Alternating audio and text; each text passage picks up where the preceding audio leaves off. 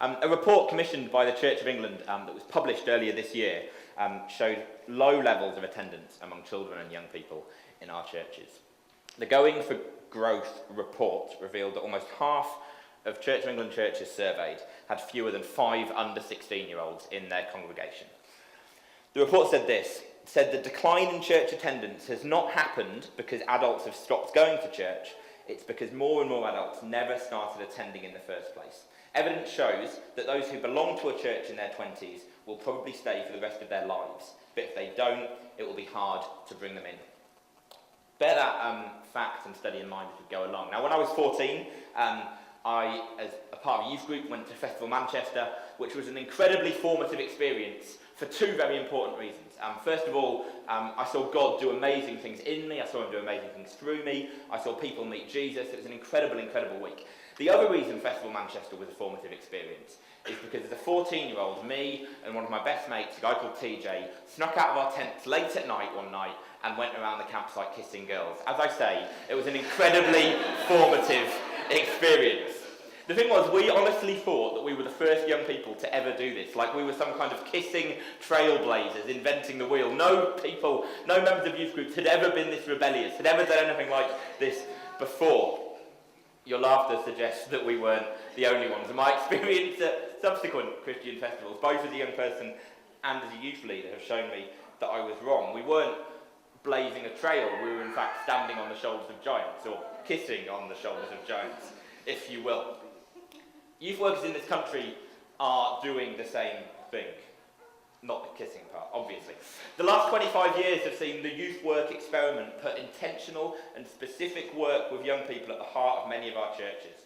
And this has seen the rate of decline of our churches slow down a little bit.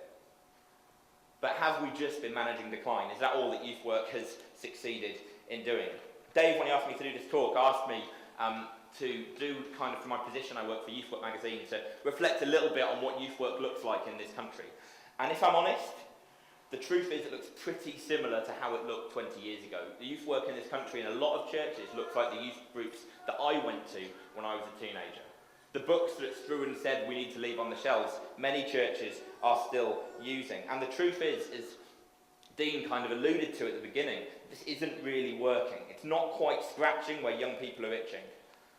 We're standing on the shoulders of giants, but perhaps we're just sitting there. I think youth work, especially Christian youth work across the country, is doing some amazing things for teenagers in all kinds of ways. Organisations like selfharm.co.uk, like the Gold Digger Trust, The Message, XLP, are making real practical differences in young people's lives. Youth work is doing some brilliant things. And young people are coming to know Jesus. That Church of England report really affirmed the importance of good youth work. Many of the churches that weren't shrinking, that were growing, the majority of those were the churches where youth work was happening and working. But the reality is this.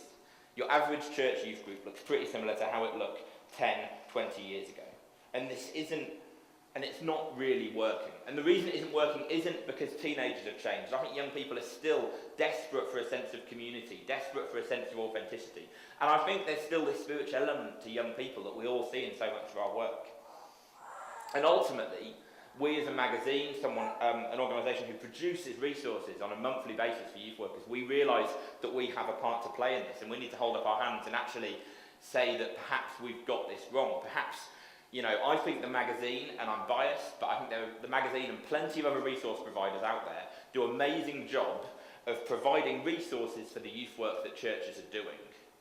I think the worry is perhaps we're providing resources for the wrong kind of youth work. And this is very much something that as a magazine we're beginning to struggle with and ask questions about where we go next.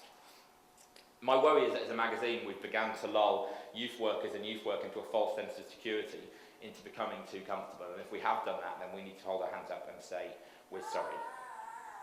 Here's the reality of church-based youth work from 2 leading global thinkers. Mark Ostreicher, who was one of the guys behind Youth Specialties and all kinds of big projects in the States, he came over to the UK to lead a day before the Youth Work Summit a couple of years ago. And the one thing he said that really struck with me was this. He said that young people who are an active part of their church, but not part of their youth group, And by that I mean an active part, so, in the congregation on a Sunday morning, connecting with people of different generations and different ages. Young people who have that approach to their church and ministry were more likely to stay in the churches and grow in their faith throughout their 20s than young people who were part of a youth group but not part of a church. So if we're creating a youth work ghetto as part of our youth ministry, then then we need to make sure that we're connecting them with the wider church, because the approach with young people that is working is the one that's taking them out of that youth work ghetto. Another leading thinker, Kendi Creasy-Dean, who for me is the leading youth work thinker of the last 10 years. Her most recent book was called Almost Christian, and it was a study into a massive survey done among young people in America, what their faith looks like, how their faith has developed, what the key things were in the development of faith. And I had the pleasure of interviewing her recently for the magazine, and one of the things she told me was this. She said this fascinating little article came out of the study, and it found that youth groups do loads of good things for kids, but forming faith isn't one of them. They learn a lot of good social skills, they learn how to navigate systems and be proactive in the community. Lots of things that we want our kids to learn come from being in a youth group. But faith development is not something that we can really trace to that. Having lots of adults in your life of faith turns out to be the variable that is important. We think that these kids are growing in their faith because we've planned this amazing series of activities that they're participating in. The truth is that they're growing in their faith because they're hanging out with us and other adults. I actually think we're on the brink of a different kind of youth ministry, because we're more and more exhausted, and it's becoming clearer and clearer that a lot of stuff we invest our energy in just doesn't move the needle of faith. That was what Kendi Creasy-Dean had to say. I'm going to say something now that sounds like the antithesis of everything I've ever thought about youth ministry and everything I've ever been told about youth ministry. But it might just be that you guys, the leaders, the volunteers, you are the most important part of your youth ministry. You're the ones that's going to help these people's faith develop, because it's not so much about what you say, it's not so much about the programs you put on, but it's the time they spend with you, the time that you are shaping them, developing them, modelling what it looks like to be a Christian, showing them that you have a faith worth living for and ultimately worth dying for. That is the stuff that's going to create disciples. Your time, your energy and your commitment is vital to young people knowing Jesus, and I want to massively, massively affirm that. And so when Dave asked me to pick out trends that are happening in the youth work world, I think the exciting trends and the stuff that we're seeing is working is this small work, it's this mentoring, it's these approaches where it is one-to-one, it's relational, it's role modelling, it's discipling. And 3 organisations that are doing that in really interesting different ways at the moment. One is Oasis, who Jill Rowe, that Dean talked about earlier, is doing some really interesting things, discipling and mentoring young people in different contexts. Live Life 123, which is part of Urban Saints and headed up by Matt Summerfield, is this approach he's trying to pioneer to life, where you're doing life with 3 different people. So you're mentoring, you're discipling, and you're being discipled yourself. And XLP, who have launched their XLM mentoring scheme nationwide. If you want to be trained up as someone to mentor and disciple young people, it's worth having a look on the XLM website. They offer training and resources, absolutely fantastic. And this is important for 2 reasons. Firstly, youth ministry is important because it's vital that we are shaping young people into the Christians of tomorrow and ultimately the Christians of today. But youth ministry isn't just important for the young people, it's important for the church as a whole. Johnny Baker, writing about pioneering last year, said this. He said that youth ministry is the back door for renewing the church. What you see in youth ministry, you tend to see the church picking up on 10 years later. So it is highly influential, subversive and strategic to be in youth ministry. You can trace the church's current resurgence of interest in mission, pioneering and a cross-cultural approach directly to the practices being developed in youth ministry over the last decade. Here's the thing. The church is catching up. And of course that's a good thing. Of course we want to see the church taking more innovative and risky steps. But I think the church catching up is far less about the church's own innovation and perhaps a warning to youth ministry that we could be beginning to grow stagnant. I think youth work in this country is something we should be incredibly proud of, something that has challenged statutory youth work in this country and now is beginning to fill the hole that cuts in statutory youth work is leaving. But I think the time has come for us to pioneer and seek afresh again.